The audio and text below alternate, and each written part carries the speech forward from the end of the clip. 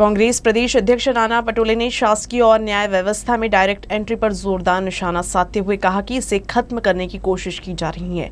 खामगांव में एक कार्यक्रम के दौरान उन्होंने कहा कि देश में शासकीय व्यवस्था में शामिल होने के लिए यूपीएससी क्लियर करना जरूरी होता था, लेकिन अब तो नागपुर का पोशाक धारण किए तो सीधे पद पर नियुक्ति होती है।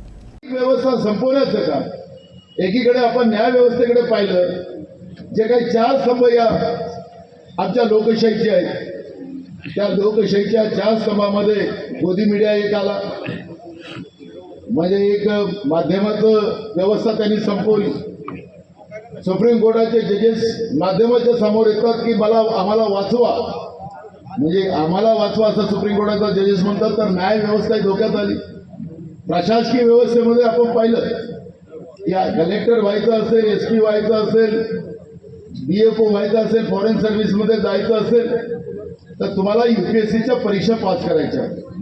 आता तर यूपीएससीच्या परीक्षा नाही, नागपूरची चड्डी ज्याने घातली तो डायरेक्ट जॉइंट सेक्रेटरीच्या लेवलवर जातो, अशा पद्धतीचं चित्र आपण पाहतो। कांग्रेस की भारत जोड़ो यात्रा की तैयारी के लिए बुल्ढाना जिले के दौरे पर आए नाना पटोले ने राहुल गांधी की तुलना प्रभु श्री राम से की है। इस दौरान उन्होंने भाजपा में बहुजन समाज के नेताओं के साथ व्यवहार पर भी टिप्पणी की।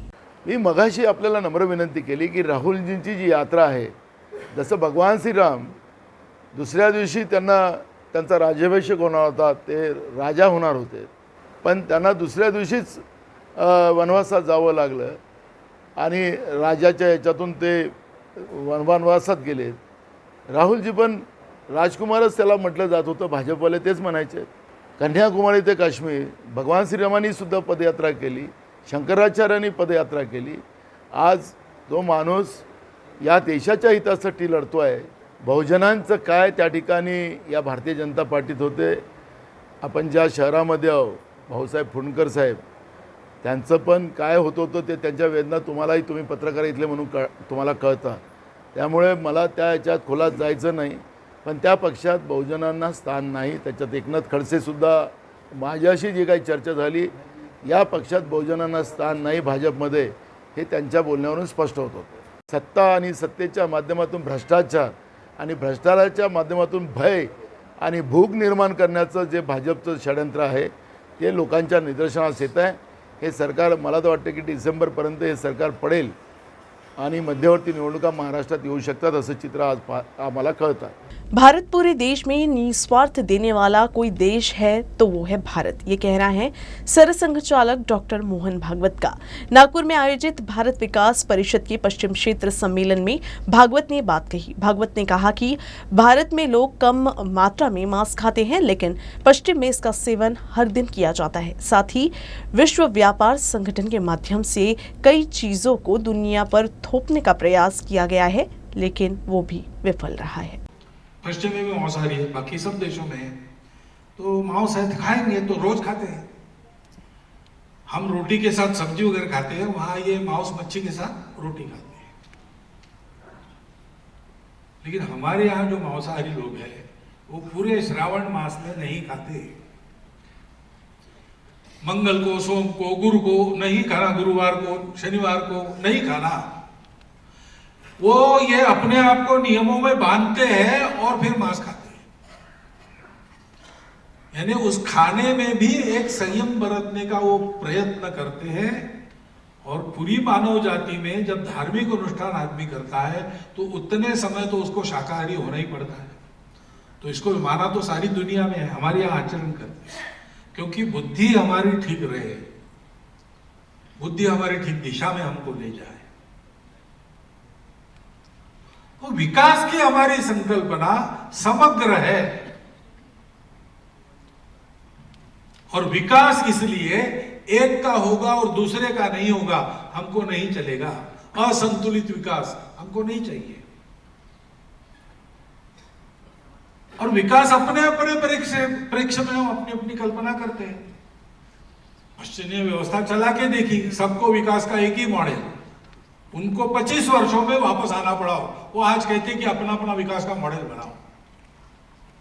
पहले बहुत आग्रह से सारी दुनिया पर थोप रहे थे वर्ल्ड ट्रेड ऑर्गेनाइजेशन के द्वारा कि ऐसे ही करना पड़ेगा, ऐसे ही करना पड़ेगा, अपनी कल्पनाएं भूलो। अपनी संस्कृति को छोड़ दो, मनुष्य की इच्छा आकांक्षाओं को पूरा करना है तो इसके जंजाल से बाहर निकलो। फिर कहा कि ये हमने करके देखा लेकिन ऐसा नहीं होता है, थोड़ा अपना अपना देखना पड़ता है उसके आधार पर।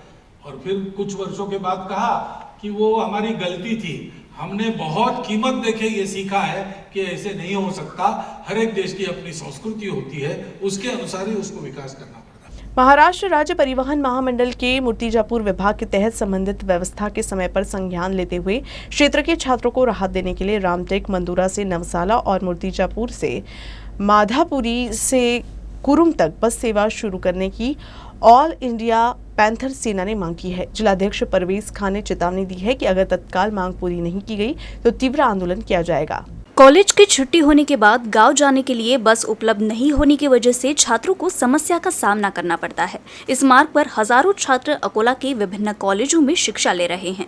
यह किसानों और मजदूरों के बच्चे हैं जिनका संचार सुविधाओं की कमी के कारण काफी नुकसान हो रहा है।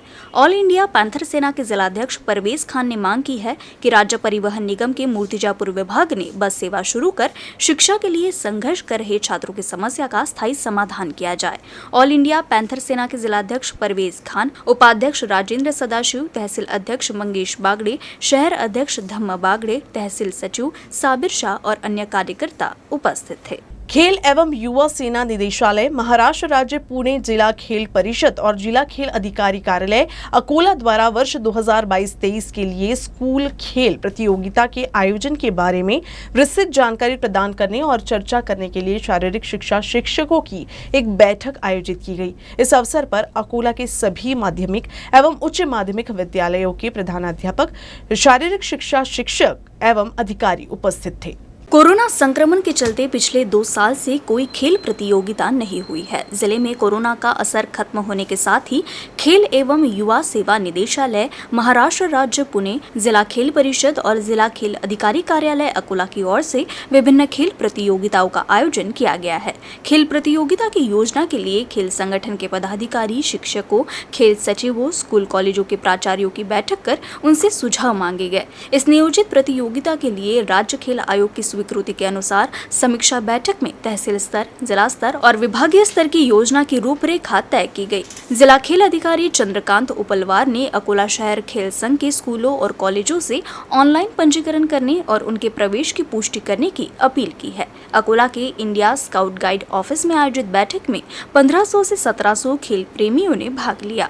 महाराष्ट्र शासनाने मान्यता दिलेल्या याच्यामध्ये आज दिनांक 29/9/2022 रोजी अकोला ग्रामीण, अकोला मनपा व एकविध संघटनेची सभा आयोजित करण्यात आली होती। या स्पर्धा आपल्या राज्यस्तरात स्पर्धेच्या मान्यतेनुसार तालुका स्तर, जिल्हा स्तर, विभागीय स्तर या स्पर्धेच्या आयोजनासंबंधित आढावा बैठकाची रूपरेषा ठरवण्यात आली आणि एकविध संघटनेची सर्व पदाधिकारी यांनीही आपल्या ज्या स्पर्धेच्या संदर्भातले ज्या अडीअडचणीच्या समस्या त्यांनी त्या सभेमध्ये संबोधित केलं आणि जास्तीत जास्त या स्पर्धेकरिता अकोला शहरातील क्रीडा मंडळ, संस्था व एकविध संघटना यांनी ऑनलाईनमध्ये प्रक्रिया करून आपल्या या स्पर्धेला प्रवेशिका निश्चित करून घ्यावे आणि स्पर्धेत कोणीही वंचित न राहता आपण त्या स्पर्धेत जास्तीत जास्त सहभाग व्हावा असं मी सर्व अकोला शहरातील सर्व क्रीडा मंडळ व यांना आह्वान करतो। जय हिंद, जय महाराष्ट्र। नगर निगम के शिक्षा अधिकारी का पद रिक्त होने से शिक्षा विभाग का काम प्रभावित हो रहा है।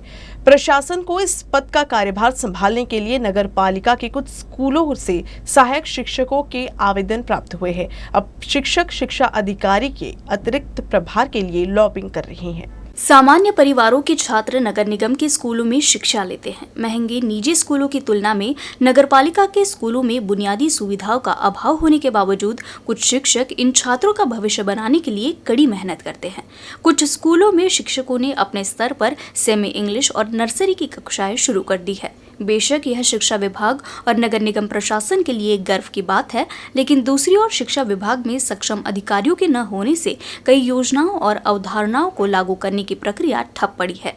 तत्कालीन शिक्षा अधिकारी शाहीन सुल्ताना को हटाए जाने के बाद यह पद रिक्त है। नगर अभियंता नीला वंजारी, जो वर्तमान में उपायुक्त के पद का अतिरिक्त प्रभार संभाल रही हैं, उन्हें शिक्षा विभाग की जिम्मेदारी दी गई है। शिक्षा अधिकारी का पद रिक्त देख कुछ उत्साही सहायक शिक्षकों ने प्रशासन को आवेदन किया है। आदिशक्ति दुर्गा मातृत्व और शक्ति की प्रतीक है। पार्वती के अवतार माने जाने वाली दुर्गा के कई रूप और कई नाम हैं। पूरे देश में आदिशक्ति के 108 पीठ है और इन्हीं पीठ में से एक है अकोला जिले की रुद्रायणी देवी। रुद्रायणी देवी अकोला से 30 किलोमीटर दूर सिंदखेड़ गांव के पास एक किले पर विराजमान है। कहा जाता है कि भगवान राम देवी के दर्शन के लिए 2 बार आए थे। नवरात्र पर्व के शुरू होते ही रुद्रायणी देवी के दर्शन के लिए अकोला वासियों का तांता लग जाता है। राज्य भर के भक्त अकोला जिले में देवी रुद्रायणी के दर्शन करने के लिए आते हैं। अकोला से 30 किलोमीटर दूर रुद्रायणी किले तक पहुंचने के लिए 2 रास्ते हैं, एक बार्शी टाकली मार्ग से और दूसरा पातुर मार्ग से रुद्रायणी किले तक पहुंचा जा सकता है। देश भर में आदिशक्ति के 108 शक्तिपीठ है। इनमें से रुद्रायणी मंदिर को 14वां शक्तिपीठ माना जाता है। आदिशक्ती असून या ठिकाणी हे इतकं पुरातन मंदिर आहे की काही ठिकाणी उल्लेख आढळतो की रामप्रभू या ठिकाणी दर्शनाला येऊन झाले असा उल्लेख आहे। तर ज्या अर्थी रामप्रभू दर्शनाला येऊन झाले, सीतामाता सोबत होती आणि ज्या ठिकाणी हे सीतामातेचं वरदान आहे, कारण या तलावामध्ये जे कमळ आहे हे चंद्रविकासनी कमळ आहे, हे रात्री फुलतात आणि दिवसा मावळून जातात। ग्रंथात देवी भागवतामध्ये उल्लेख आहे। तिथून रामविजय ग्रंथात सुरुवातीला यांचं दर्शनाला ज्यावेळेस आले होते तर महाराष्ट्रात आल्याबरोबर सप्तशृंगी, रुद्रायणी, रेणुका माता असे तुळजापूरून दर्शन घेऊन गेलेले आहे, असा उल्लेख आहे रामविजय ग्रंथामध्ये 5व्या अध्यायामध्ये। इस शक्तिपीठ के संबंध में एक पौराणिक कथा बताई जाती है। महिषासुर का वध करने के बाद आदिशक्ति ने रुद्रावतार धारण किया। कहा जाता है कि आदि माया इस अवतार को धारण करके यहाँ आकर बैठ गई। रुद्रायणी की उत्पत्ति की जानकारी त्रिपुर तापिनी ग्रंथ में दी गई है। इस मंदिर की एक विशेषता ये है कि किले के निचले इलाके में कमल का तालाब है। इस तालाब का आकार पैर के तलवे जैसा होने के कारण इसे पद्म तालाब कहा जाता है। इस सरोवर में उगने वाले कमल के फूलों से देवी की पूजा की जाती है। वर्षभर म्हणजे पहिले ते आम्हाला ती रुद्रायणीची पोळ्याच्या दुसरी जी यात्रा आहे ती इथं यात्रेच्या दिवशी इथं काय असते, बैल चढतात वर आणि बैल म्हणजे कमीत कमी 10-20 खेड्यातले बैल येतात दर्शनाला वर आणि त्या दिवशी ते द्वारका आणणे, रुद्रायणी एक द्वारका म्हणतात आमच्या इकडे, कापडाची बनेल गेनेल असे असते ते द्वारका ते तसं तो नवस केल्यासारखं असते ते तो नवस केला की त्या दिवशी लोक त्या दिवशी ते यात्रा खाली यात्रा असते रुद्रायणीची आणि यात्रा झाली की त्याच्यात एका महिन्यानं आमचं नवरात्र सुरू होते आणि या रुद्रायणी मातेचा महिमा तर अगाधच आहे, कारण हा कितीतरी वर्षापासून आहे आणि हे कधी स्थापन झालं हे आम्ही बी नाही सांगू शकत। हे पुराण काळाला आहे, त्याले हजारो वर्ष झाले का त्याच्यापेक्षा हजारो वर्ष झाले हे कोणीच सांगत नाही। फक्त याच्यात कसं आहे, रुद्रायणी माता हे पोथी पुराणात भागवतात निघते की बा हे रुद्रायणी मातेच्या इथं राम येऊन गेले दर्शनाला येऊन गेले म्हणून हे कमळाचे फुलं आहेत की खाली तळ्यामध्ये आणि हे तळ्याचे फुलं आहेत बा हे रुद्रायणी राम येऊन गेले, हे एक थोडं रुद्रायणीचं तिथं एक नाव लौकिक होऊन बसलेलं आहे। त्याच्यामुळे हे पुराणात काळाला आम्ही हे तसं आमरण सुरूच ठेवून राहिलेलं आहे। रामायण काल के दौरान भगवान राम के 2 बार इस स्थान पर आने के प्रमाण पुराणों में मिलते हैं। एक बार अपनी शिक्षा पूरी करने के बाद और एक बार वनवास के दौरान श्री राम सीता के साथ ही यहाँ आए। साल के 365 दिनों जैसे मंदिर में 365 सीढ़ियाँ है। पोला के दूसरे दिन यहाँ बड़ी यात्रा होती है। संपूर्ण जिले भर से बैल देवी के दर्शन करने किले पर आते हैं। हाँ, आम्ही दरवर्षी येतो। आम्ही दरवर्षी आल्यावर आम्हाला माहेरी आल्यासारखं वाटते आणि आल्यावर थकवा किंवा जाणवत नाही, असं शांत वाटते मनाला आणि असं नेहमी असं वाटते आणि आमच्या मनोकामना पूर्ण होतात। आज इथे आम्ही आज दर्शनाचा योग आलाय, रुद्रायणी मातेच्या दर्शनाचा। आम्ही इथे म्हणजे खूप लहान असताना तेव्हापासून आम्ही इथे दर्शनाला येतो। इथे आल्यानंतर सगळं काही विसरून जाऊन तिच्यामध्ये आम्ही एक आईजवळ आल्यासारखं एक आम्हाला तिच्या याच्यामध्ये येऊन जातो किंवा आज इथे सगळं विसरून संसारातलं सगळं दुःख सुख विसरून तिच्यामध्ये सामावून जातो आणि तिच्याकडे जे जे मागणं केलं ते तिने आजपर्यंत पूर्ण केलं। तिच्या याच विश्वासाने आज आम्ही इथे एवढ्या पायऱ्या चढून तिच्या दर्शनाला येतो आणि इथे आल्यानंतर खूप छान वाटतं आम्हाला। रुद्रायणी देवी मातृत्व के साथ साथ शक्ति का भी प्रतीक है। सिंदखेड़ की रुद्रायणी देवी पुराणों के साथ ही इतिहास की भी साक्षी है।